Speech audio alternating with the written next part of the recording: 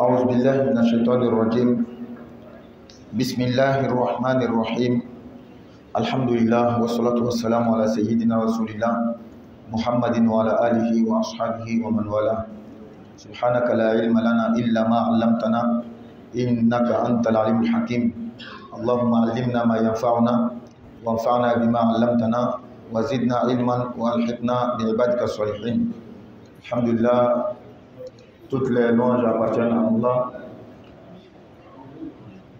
Nous demandons à Allah qu'il fasse sa miséricorde, sa bénédiction, son salut sur son noble prophète Muhammad sallallahu alayhi wa sallam, le sceau des prophètes, ainsi que sa famille, ses compagnons et tous ceux qui les suivront jusqu'au jour de la résurrection.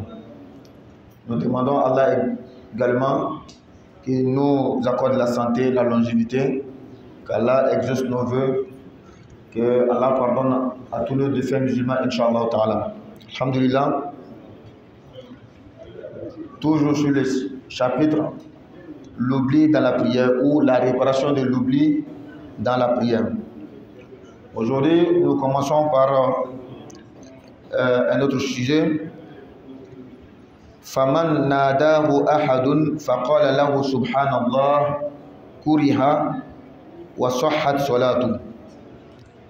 Celui qui, dans la prière, quelqu'un l'appelle et pour faire comprendre à la personne qu'il est dans la prière, il a dit Subhanallah.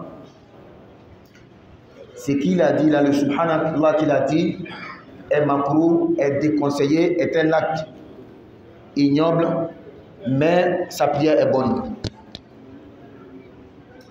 Tu es dans la prière, quelqu'un est venu et dit Oustaz, ou bien il t'appelle par ton nom. Pour le faire comprendre, tu as dit Subhanallah, tu as dit le mot Subhanallah. Ta prière est bonne en tout cas. Mais ce que tu as dit là, tu ne devrais pas dire, c'est déconseillé. Pourquoi le Subhanallah que tu as dit, tu n'as pas dit dans son lieu, tu n'as pas dit dans son moment. Parce que depuis, nous définissons la prière par ces termes. La prière, ce sont des actes et des paroles. Les actes sont bien comptés, les paroles sont bien comptées. Les actes sont bien ordonnés, les paroles aussi sont bien ordonnées. Donc, non seulement les paroles et les actes sont comptés, mais bien ordonnés, chaque parole à sa place et chaque acte à sa place. Même si dans la prière, il y a Subhanallah, toi, tu as dit au moment où on ne doit pas dire un. Et deuxièmement, tu dis Subhanallah pour faire comprendre à quelqu'un. C'est comme si tu parlais. Mais comme Subhanallah fait partie des paroles de la prière, on va dire que ça ne va pas gaspiller ta prière. Mais comme tu as dit, ce n'est pas le moment et c'est pour faire comprendre quelqu'un, c'est pourquoi on va dire que c'est makruh, c'est déconseillé. Tu ne devais pas faire. Tu devais simplement continuer ta prière. Lui, en t'appelant, il va sûrement savoir, peut-être qu'il est en prière. Et beaucoup de fois, c'est comme ça. Quand on appelle quelqu'un, il ne répond pas, on se dit, il est peut-être en prière. Il est peut-être dans la douche. On va forcément avoir de l'excuse pour lui. On va trouver une excuse pour lui. Qu'Allah donne la bonne compréhension. C'est pourquoi, dans les séances passées, il y a quelqu'un qui m'a demandé, on vient t'appeler, est-ce que tu peux dire Subhanallah? Il dit, en tout cas, ce qui est mieux, c'est de ne pas dire Subhanallah. Mais il y a d'autres savants qui disent qu'on peut dire Subhanallah et il n'y a pas de gêne. Ce n'est pas déconseillé. Ils ont tiré leur position des hadiths. Le prophète dit sallallahu alayhi wa sallam, إِذَا نَابَكُمْ أَمْرٌ فِي الصَّلَاةِ فَالتَّسْبِيحُ لِلرِّجَالِ وَالتَّصْفِيقُ لِلنِّسَاءِ. Quand une chose vous intrigue dans la prière, il y a un besoin dans la prière pour faire comprendre, le Subhanallah est donné aux hommes et taper les mains c'est pour les femmes. Ce même hadith là, nous expliquons que c'est donné seulement que lorsque dans la prière, l'imam fait une erreur. À ce moment là, nous disons Subhanallah pour interpeller l'imam. Les dames tapent les mains pour interpeller. Voilà comment nous expliquons le hadith. C'est pourquoi quelqu'un qui t'appelle, ça ne fait pas partie du hadith. En tout cas, dans notre compréhension du hadith, ça ne fait pas partie. Mais les autres savants disent que non, ça fait partie. C'est pourquoi ils vont dire subhanallah, et il n'y a pas de problème. C'est juste une divergence. Mais regardez le point commun entre nous. Ça ne gaspille pas en tout cas la prière. Nous sommes d'accord. Ce n'est pas haram aussi ce que tu as fait. Et ils disent que c'est permis, nous disons que c'est déconseillé. Il ne faut pas faire ça. Quand tu es dans la prière, peut-être qu'il suffit de dire Allahu Akbar en haute voix, il va savoir que tu es dans la prière. Au lieu de dire Subhanallah. Donc, que tu fasses ce qu'ils ont dit, ou bien tu t'es contenté de ce que nous avons dit, il n'y a pas de problème. Maintenant, on va souligner un autre cas très important. Là, ce n'est pas n'importe qui t'appelle. C'est papa ou maman qui t'appelle. Tu es dans la prière. Et le prophète sallallahu alayhi wa sallam nous a raconté le hadith de l'histoire des gens qui nous ont précédés.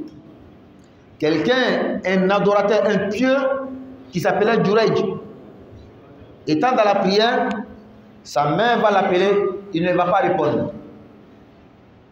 Quand il va réfléchir, il va juger que moi je suis dans la prière, je parle avec Allah, je préfère ne pas parler parce que je parle avec Allah que de répondre à ma mère. La mère est fâchée, elle l'a maudit. Mais finalement, la malédiction, en tout cas, l'a pris, mais il est resté toujours dans sa piété et dans sa bonté. Quand on donne la bonne compréhension. Mais ça, c'est des gens qui nous ont précédés. Est-ce que la législation est une législation pour nous ou pas? Voici un sujet de divergence entre les savants musulmans. Donc, pour répondre à cette question, est-ce que si papa ou maman m'appelle, je dois répondre ou pas? D'abord, il y a deux types de prières. Il y a la prière obligatoire et la prière surrogatoire. Il y a nafila, il y a farida. Quand tu es dans la prière obligatoire farida, quand papa, maman t'appelle, il ne faut pas répondre. Il faut juste élever la voix, peut-être en faisant le takbir, Allahu Akbar, elle va sûrement, ou bien il, c'est-à-dire le papa va sûrement savoir que tu es dans la prière, et la prière obligatoire est beaucoup difficile.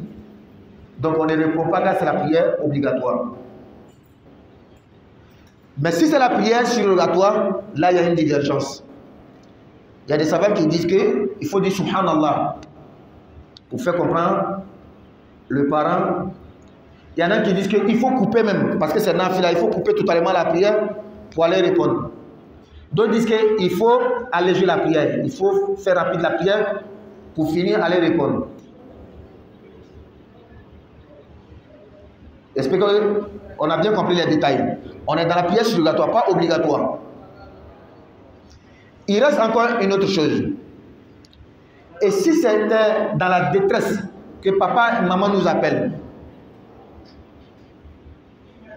elle est en train de piquer une crise par exemple, ou bien il est en train de piquer une crise par exemple, il t'appelle, même si tu es dans la prière obligatoire, tu vas couper. Tu coupes ta prière obligatoire pour aller répondre, pour aller la sauver ou bien le sauver. Comme ici, la semaine passée, quelqu'un nous a posé la question à savoir, tu es dans la prière et il y a un danger qui vient, qu'est-ce que tu fais? Tu coupes la prière. Allah préfère que tu sauves ton âme que de prier pour lui. C'est ce qu'Allah veut. Et comme il était là, on n'a pas eu le temps de bien développer. Non.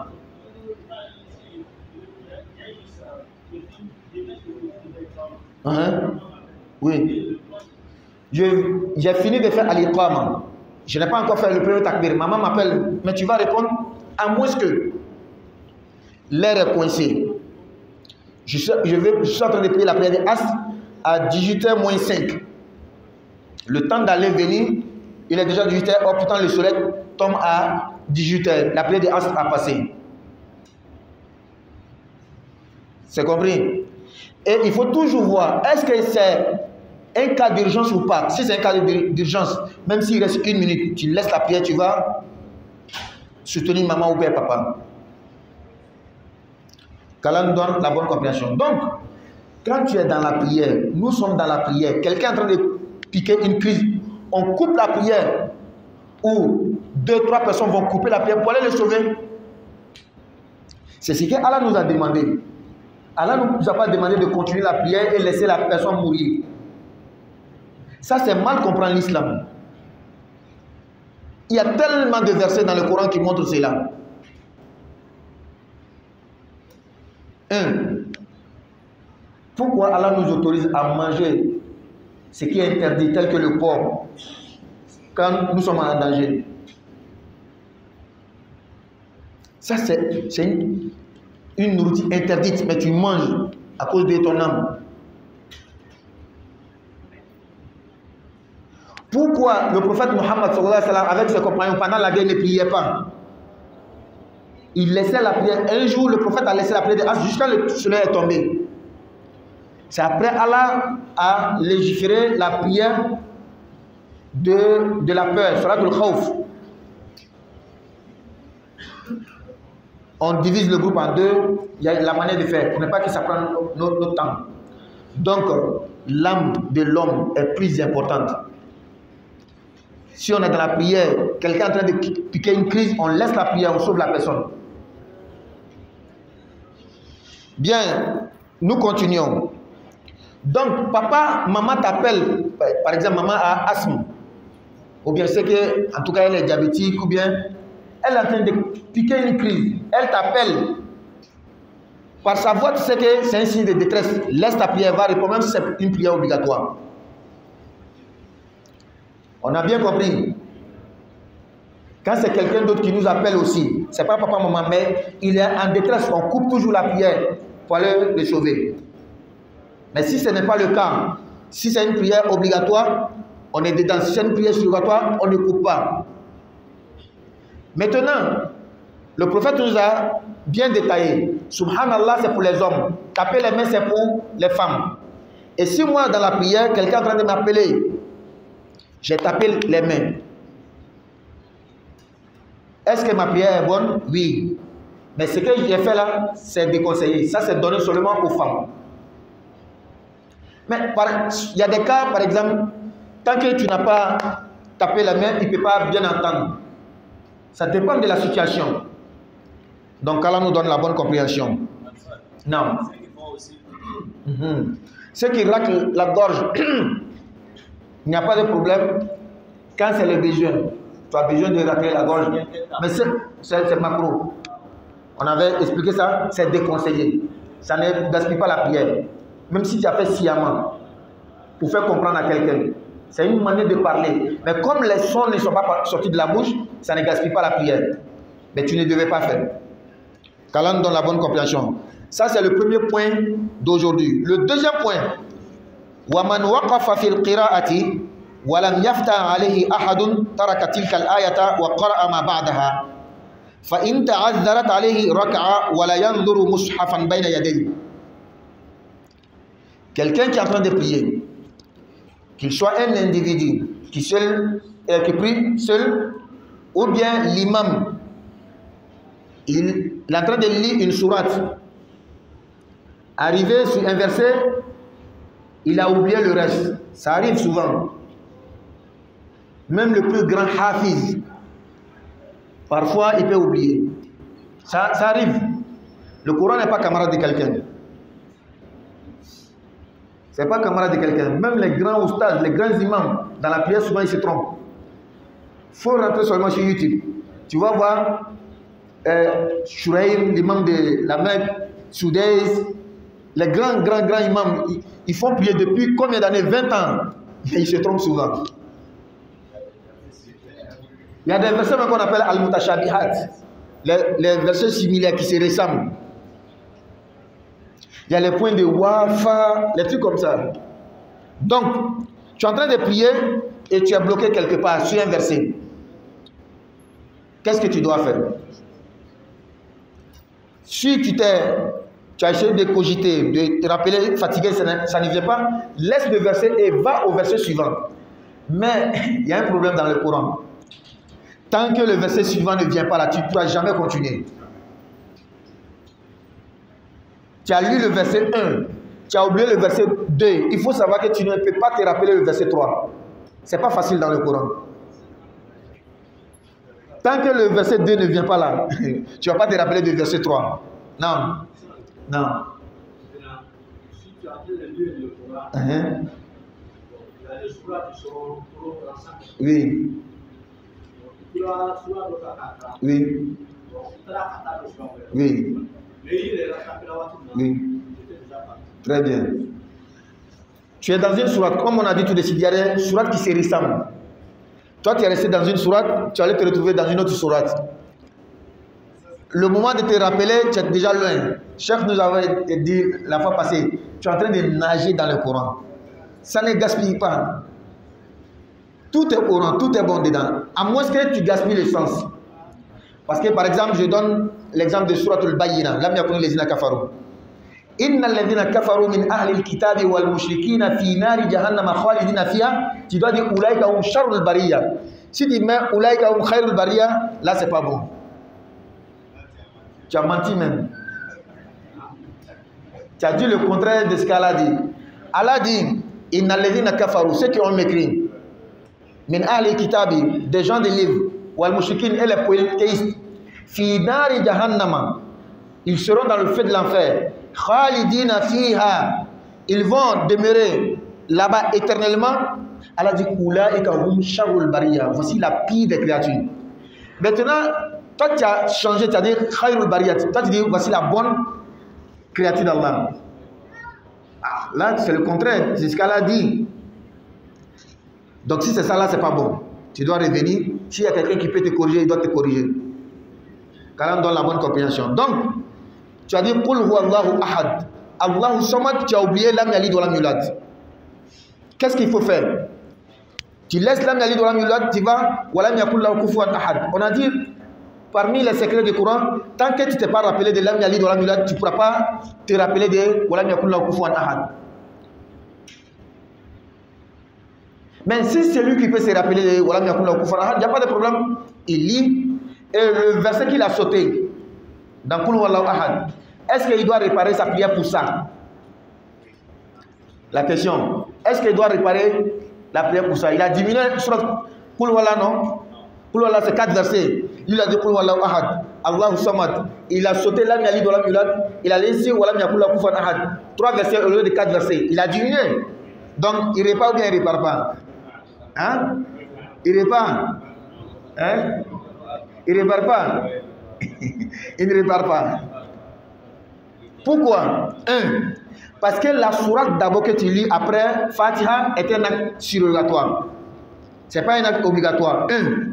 2. Il suffit de lire un seul verset et c'est fini. L'acte surrogatoire demandé a été accompli. C'est-à-dire le fait de dire Qul Huwallahu Ahad, c'est fini. Le minimum que tu dois ajouter sur la Fatiha, on a déjà eu. Donc, que tu as oublié 2 versets, 3 versets dans Qul Huwallahu, ce n'est pas considéré comme un manquement qui nécessite la réparation. On a compris? Regardez, c'est pourquoi quelqu'un qui lit, il prie, il a fait Ghayril Maghdubi alayhim wa lad-dallin, et puis il dit Wadduha, et puis il a fait Allahu Akbar dans le coup. Même sciemment, il a fait par exprès, sa prière est bonne. Sa prière est bonne. La sunna qui est demandée là, il a accompli. Parce que dans le Coran, là dit Faqra'u ma tayassara min al-Quran. Lisez ce qui vous est facile du Coran. Donc, pour comprendre bien le verset, il faut savoir que la Fatiha ne fait pas partie. Parce que le prophète Muhammad sallallahu alayhi wa sallam nous dit La salata liman lam yaqra bi fatihatil kitab. Il n'y a pas de prière pour celui qui n'a pas lu la Fatiha. Donc, obligatoirement, on doit lire la Fatiha, mais la sourate qu'on doit ajouter à la Fatiha, là, il faut dire, il faut lire ce qu'on peut, ne serait-ce qu'un seul verset. Non. Ça va, imam, que tu sois imam, que tu sois le fidèle qui prie derrière l'imam. C'est-à-dire, même si ton imam dit, Ghayril Maghdubi alayhim wa lad-dallin, nous tous on a dit Amin. Et puis l'imam dit, Mudhammatan, Allahu Akbar. On va dans le recours, la prière est bonne.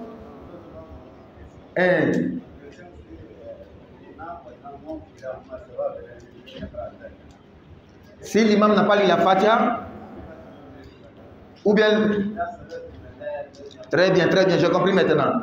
Je prie derrière un imam. Comme le prophète nous a dit, il n'y a pas de prière pour quelqu'un qui n'a pas lu la Fatiha. Or, moi, je prie derrière l'imam.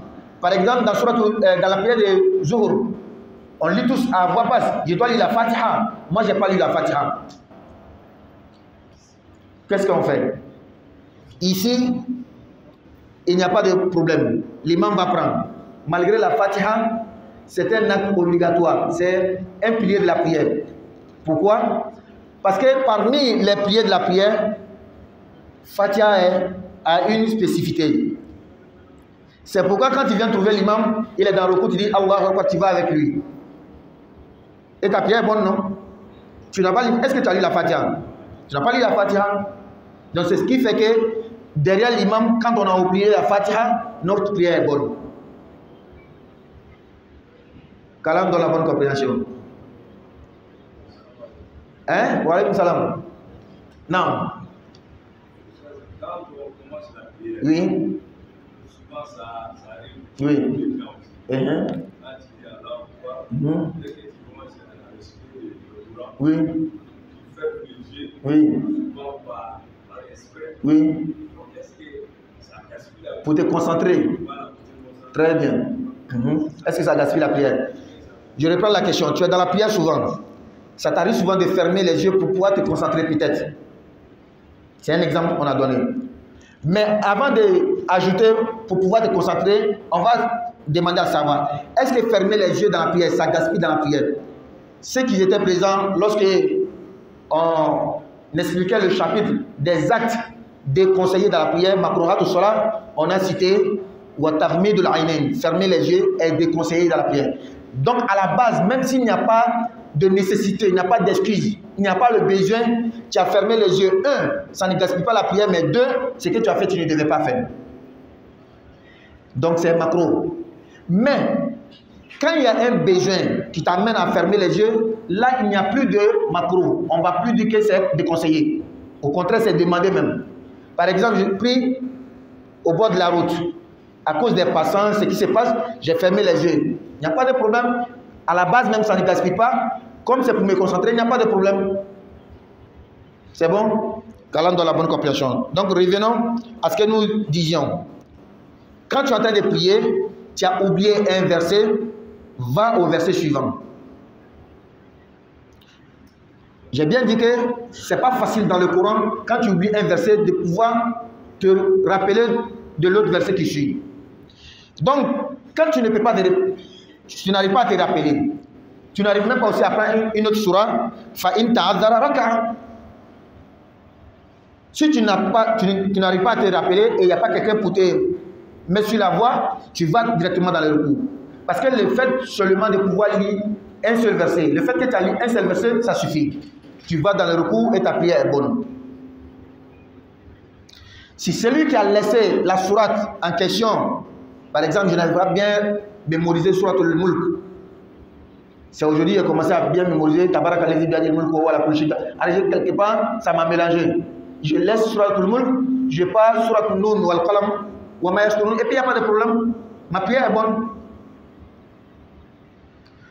Comme généralement, par exemple, dans la prière de Fajr, on a l'habitude de lire les longues sourates, et c'est ce qui est demandé. C'est la sunna du prophète de lire les longues sourates ou bien les longs versets dans la prière de Fajr. La prière de Fajr, c'est 2 rakats. Lorsque la récitation n'est pas longue, il n'y a pas assez de concentration. C'est le matin, les gens se lèvent du sommeil pour venir prier. Quand les sourates sont courtes, il y a beaucoup de personnes qui vont rater la prière. Donc c'est demandé de lire les longues sourates. Moi, je faisais confiance à ma mémorisation, à la mémoire. Je pensais que j'avais bien assimilé sourate al-Mulk. Quand j'ai commencé, ça ne va pas. On me met en route, ça ne marche pas. Si je pars en recours, c'est la première rakat, il y a des gens qui vont rater. Si je veux, je laisse sourate al-Mulk, je prends sourate al-Qalam Nun ou al-Qalam wa ma yasturun, parce que je suis sûr que là, j'ai bien mémorisé. Je lis sourate al-Mulk, il n'y a pas de... pardon, Qalam, il n'y a pas de souci. Il n'y a pas lieu aussi de réparer. Donc, quand on a oublié un verset ou des versets, si on peut aller au verset suivant, on fait. Si on peut laisser pour prendre une autre sourate, on fait. Mais est-ce qu'on peut prendre le Coran pour regarder? Il y a, par exemple, il y a des mosquées, il prie les 10 dernières nuits là avec le Coran. Avant. Il y a le pupitre qui est là. Ils font un genre de pupitre, le bois comme ça, ils mettent le Coran dessus. L'imam regarde et puis il prie. Il se trouve qu'il y a le pupitre qui est là et puis avec le Coran, on est en train de prier.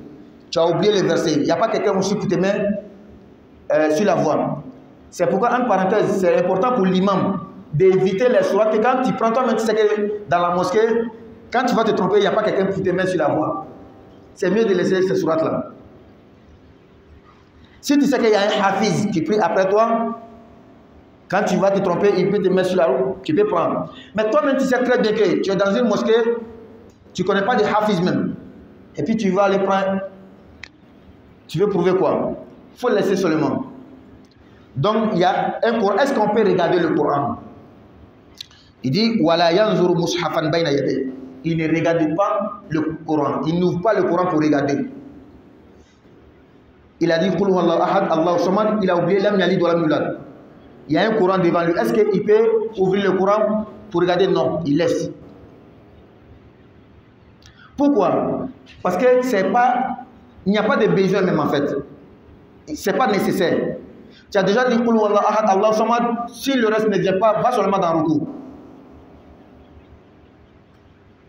Quand Allah dit Faqra'u ma tayassara min, lisez ce qui vous est facile. Qul huwallahu ahad, Allahu samad, c'est déjà facile. Et c'est déjà bon, tu pars en ruku, c'est bon. On ne regarde pas le Coran. Maintenant, on va poser la question à savoir, est-ce que regarder le Coran, prier avec le Coran, c'est bon? Forcément, ça va nous amener à cette question. Et on a l'habitude de voir ça dans certaines mosquées, ou bien chez certaines personnes dans la prière nocturne, dans le Ramadan. Les 10 dernières nuits, il y a des gens qui prennent le Coran et regardent. Est-ce que c'est permis? Avant de répondre, il y a deux types de prières. Il y a la prière obligatoire et il y a la prière surrogatoire. La prière obligatoire, les savants disent qu'on ne doit même pas regarder le Coran. Parce que la Fatiha, bon, c'est devenu comme tout le monde connaît ça. La sourate que tu dois mettre sur la Fatiha, il suffit de lire un seul verset, puis c'est bon. Qul huwallah, même si tu vas faire toute l'année avec Qul huwallah, il n'y a pas de problème. Tu vas faire toute l'année avec Qul huwallah, il n'y a pas de problème. Toute l'année avec Qul huwallah, il n'y a pas de problème. Donc dans la prière obligatoire, on ne doit pas regarder dans le Coran. Même si tu as oublié des versets, tu laisses seulement, tu vas dans le cours. Et dans la prière surrogatoire, là il y a une divergence. Il y a des savants qui disent qu'on ne doit même pas regarder dans le Coran, même dans la prière surrogatoire. Parce qu'il y a beaucoup de mouvements dedans. Prendre le Coran d'abord, porter le Coran, tourner les pages, c'est considéré comme beaucoup de mouvements, selon ces savants-là. Par contre, d'autres disent qu'il n'y a pas de problème, c'est permis. Même notre mère Aïcha, avec quelqu'un qui la faisait prier chez elle, qui s'appelait Zakwan. Zakwan étant même imam, mais dans une prière surrogatoire, regardez dans le Coran pour lire. Même quand tu es hafiz, si tu veux prendre le Coran, tu regardes pour lire. Selon d'autres positions, bien sûr. Donc, nous soutenons la position qui dit que dans la prière surrogatoire, il n'y a pas de problème de prendre le Coran pour lire. On n'a pas les mêmes facultés d'assimilation, la manière de comprendre, de mémoriser. Il y a des gens, quand ils mémorisent, c'est ordinateur, ça ne sort plus. Il y a des gens, ce n'est pas facile. Ils veulent lire tout le Coran. Il y en a parmi nous, l'occasion de lire le Coran, c'est Ramadan. Et peut-être dans la prière nocturne. C'est-à-dire toute l'année, la lune n'arrive pas à lire le Coran si ce n'est pas dans le Ramadan. Et souvent, c'est quand on prie ensemble, là, il a l'occasion de lire le Coran. Si on dit de ne pas prendre le Coran, ce n'est pas facile. Mais nous respectons toujours la position de chacun. Qu'Allah nous donne la bonne compréhension. On ne doit pas regarder dans le Coran quand on est dans une prière obligatoire, on a oublié des versets. Mais et si c'est la Fatiha alors? J'ai bien dit que ça arrive souvent. Même la Fatiha, wallahi, il y a des jours, ton esprit peut te jouer des tours. Tu vas oublier même la Fatiha. En Bambara, on dit l'esprit que vous voyez là, ce n'est pas un lieu, on doit garder les choses. C'est-à-dire que un jour, il peut te jouer des tours. Et en arabe, on dit ma kutiba qarra wa ma hufiza farra. Ce qu'on écrit reste toujours, ce qu'on mémorise peut partir un jour. Avec de l'âge, les responsabilités, les difficultés de la vie, ça peut t'amener souvent à oublier certaines choses. Donc, si je venais, par exemple, à oublier un verset de la Fatiha, Alhamdulillah Rabbil Alamin, Ar-Rahman Ar-Rahim, Malik Yawmiddin, Iyyaka na'budu wa iyyaka nasta'in, dit qu'il ne vient pas. J'ai tout fait, ça ne vient pas. Il n'y a pas quelqu'un aussi pour me mettre sur la route. Il y a un Coran devant moi. Est-ce que je peux regarder? Oui.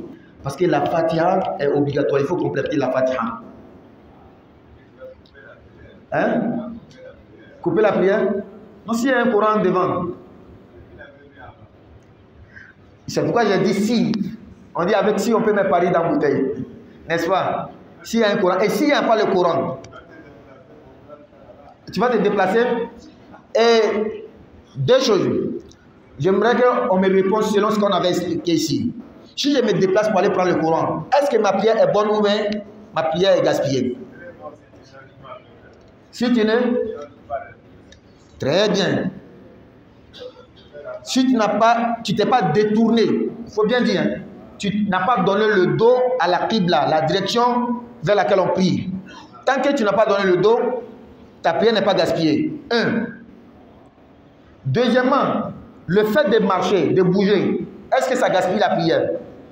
Selon ce qu'on avait expliqué ici. Qui se rappelle? Ça ne dérange pas. Surtout quand c'est nécessaire. Pourquoi? Le prophète sallallahu alayhi wa sallam priait un jour. Il avait barré la porte. Quelqu'un a mis le salam, il devait rentrer. Le prophète a bougé et la personne est rentrée. Et d'autres choses comme ça. Donc je prie ici. J'ai oublié la Fatiha. Parce qu'aujourd'hui, il y avait un problème de 20 millions. Wallah, il y a des situations qui peuvent te faire oublier même ton propre nom. Qu'Allah nous facilite toujours. Il y a des situations qui peuvent te faire oublier même toi-même ton propre nom. On va te demander comment tu t'appelles. Tu vas dire moi, tu cherches. Qu'Allah dans la bonne compréhension. Donc, quand tu vas te déplacer pour aller prendre le Coran, les mouvements que tu as fait, ça ne gaspille pas. Du moment que tu n'as pas donné le dos à la Kaaba. Donc, si c'est la Fatiha qu'on a oublié, tant que on n'a pas complété la Fatiha, la prière n'est pas bonne.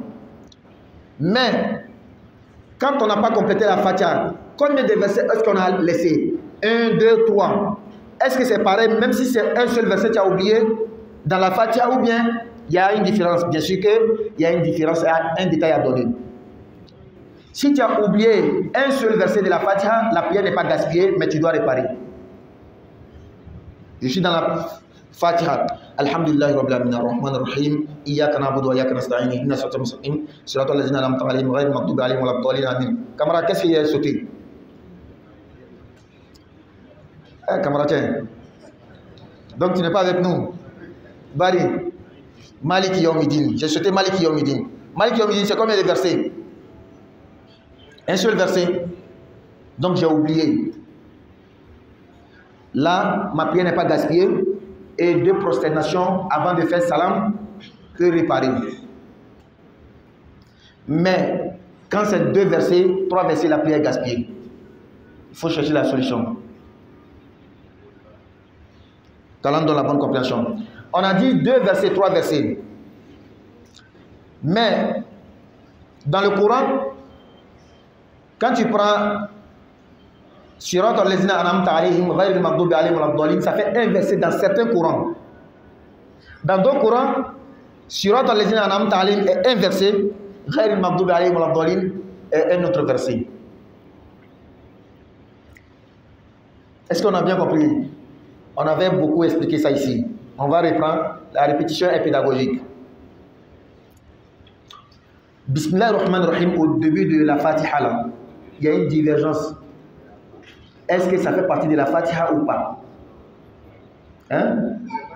Ce n'est pas dedans. Ah, mais chef, vous avez affirmé. Et vous êtes catégorique. Il ne faut pas être catégorique.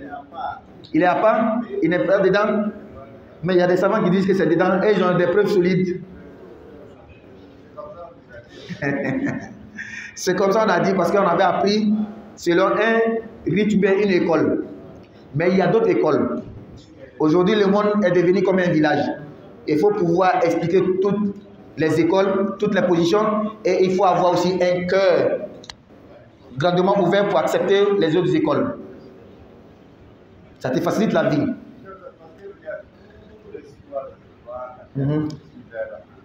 Toutes les sourates du Coran, il y a toujours Bismillah ar-Rahman ar-Rahim avant de commencer.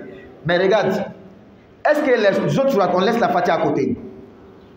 D'abord, je vais commencer par Surat al-Tawbah. Il n'y a pas de Bismillah au début. N'est-ce pas? Je viens.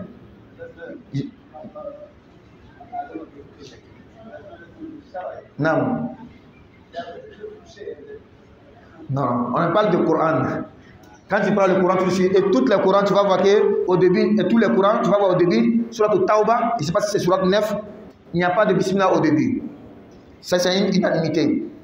Deuxième unanimité, laisse Fatiha, laisse Tawbah. Toutes les autres sourates, il y a Bismillah, mais ce n'est pas compté parmi les sourates. Toutes les autres sourates, il y a Bismillah au début, mais Bismillah ne fait pas partie de la sourate. Ça, c'est une unanimité aussi. Donc, quand un savant te dit que Bismillah ar-Rahman ar-Rahim ne fait pas partie de la Fatiha, mais il ne faut pas... non, il ne faut pas aggraver la situation. Comment vous pouvez dire que Bismillah ne fait pas partie de la Fatiha? On te pose la question, mais pour l'Azura Binas, il y a Bismillah. Est-ce que ça fait partie de pour l'Azura Binas? Tu as accepté, non? Donc quand quelqu'un te dit aussi Bismillah au début de la Fatiha, ça ne fait pas partie, faut pas, si ce n'est pas ton école, laisse seulement. Ceux qui disent que Bismillah ar-Rahman ar-Rahim fait partie aussi de la Fatiha, ils ont leur école et les preuves bien sûr à l'appui. Personne ne parle comme ça. Dans Surat al-Naml, Surat la fourmi ou bien les fourmis, dedans même, c'est pas au début, il y a Bismillah ar-Rahman ar-Rahim, non? Et par unanimité, ça fait partie de la sourate. Innahu min Sulaymana wa innahu Bismillah ar-Rahman ar-Rahim. C'est bien récité, non? Mais ça fait partie de la sourate. Et par unanimité. Calme dans la bonne compréhension. Très bien. Donc, ceux qui disent que Bismillah ar-Rahman ar-Rahim fait partie de la Fatiha, quand tu prends le Coran ici, tu vas voir Bismillah ar-Rahman ar-Rahim, ils vont faire 1.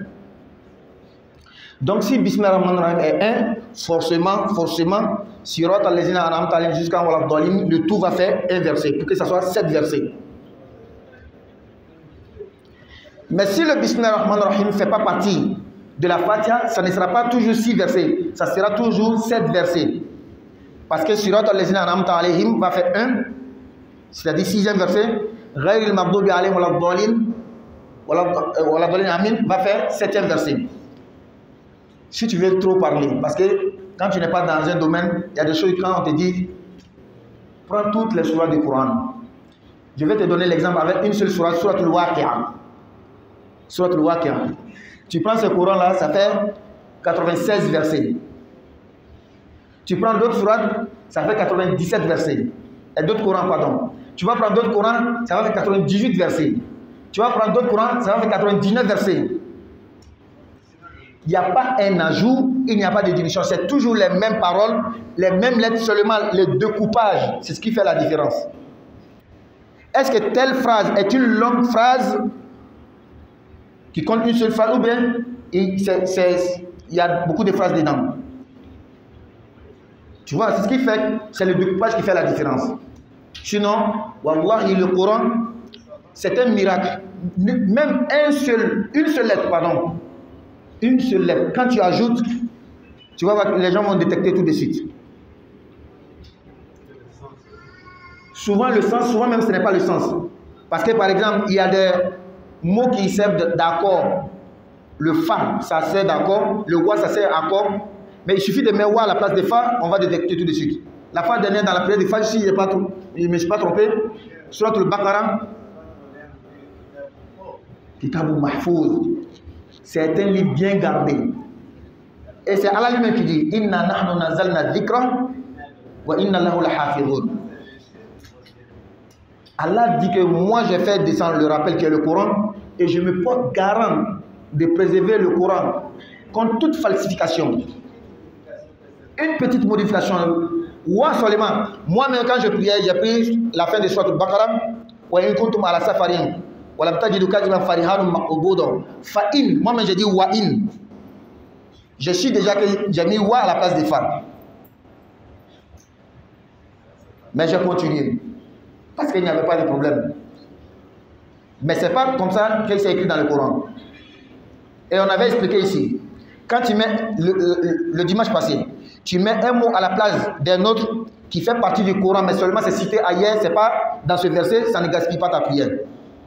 Tu es en train de nager seulement dans le Coran. Mais on sait tout ce que tu as fait errer là-bas. Suivez seulement les concours de Coran, les mémorisations. Il suffit de... C'est pas mettre une lettre à la place d'une autre. Hein. Il faut changer seulement la phonétique. On va te faire comme ça. La phonétique seulement. Et quand j'étais en Libye, en 2010, 2011, 2012, il y avait 1 million de hafiz en Libye. La fois dernière, je vois, on dit que c'est devenu 3 millions. 3 millions de hafiz en Libye seulement. Qu'Allah donne la bonne compréhension. Non. Hein? Oui. Oui, wa et fa, ça peut mélanger. Et il y a des versions de lecture du Coran, de concorde. Dans Sourate Shams, par exemple, Wala yakhafu uqbaha, c'est Hafs. Fala yakhafu uqbaha, c'est Warsh. Là, ça vient du prophète et toutes les deux sont des lectures authentiques. Kira mutawatira. Qu'Allah donne la bonne compréhension. Bien, donc on continue. Dans 2 minutes. Donc si tu as oublié un verset de Fatiha, tu repars par 2 prosternations. Mais si c'est 2, 3 versets, la prière est gaspillée. Il faut reprendre la prière. Il faut chercher la solution pour lire les versets qui manquent. Mais il y a une autre question. Quelqu'un vient de se convertir nouvellement en islam. Il ne connaît pas la Fatiha. Comment est-ce qu'il doit faire? La première chose, c'est de chercher d'abord à apprendre la Fatiha. Mais avant de pouvoir connaître le temps dans lequel il va prier là, il ne va pas pouvoir lire. Quand il prie en jama, là, il n'y a plus de problème. Que ce soit une prière, on lit en haute voix ou bien en voix basse, du moment qu'il prie en jama, il n'y a plus de problème. Quand il prie seul, qu'est-ce qu'il doit faire? Il doit, même s'il ne connaît pas de versets, il peut faire Subhanallah wa alhamdulillah pour prier. Subhanallah, subhanallah. Même si c'est ça seulement, il va dire, il peut prier avec ça. Subhanallah wa alhamdulillah wa la ilaha illallah. S'il connaît les 4, c'est bon. S'il connaît un seulement, c'est bon. Le temps qu'il va apprendre. Il faut laisser les pièges que le shaitan met. Que non, il faut traduire le Coran pour la personne, il va lire, il va prier avec. Wallah, ce sont des pièges du shaitan. Ta propre langue là, la langue que tu maîtrises, tu es né dedans, ça te fait 40 ans maintenant. Même si on traduit le Coran pour toi ou n'importe quel verset, n'importe quel livre, tant que tu n'apprends pas, tu ne pourras pas assimiler d'un coup pour pouvoir prier avec. Mais ce sont des paroles bien ordonnées. Ta propre langue, on parle de 7 versets. Même si on traduit dans ta propre langue, tout de suite tu ne peux pas assimiler pour prier avec. Hein? C'est très long. Parce qu'on parle d'un autre livre. C'est pas bonjour, bonsoir, viens. C'est pas de ça qu'on parle. On parle d'un sens bien composé. Donc, comme il est l'heure, on va s'arrêter ici. Prochainement, on va continuer. Subhanakallahumma wa bihamdika nashhadu an la ilaha illa anta nastaghfiruka wa natubu ilayk. Subhana rabbika rabbil izzati amma yasifun wa salamun ala al mursalin walhamdulillahi rabbil alamin.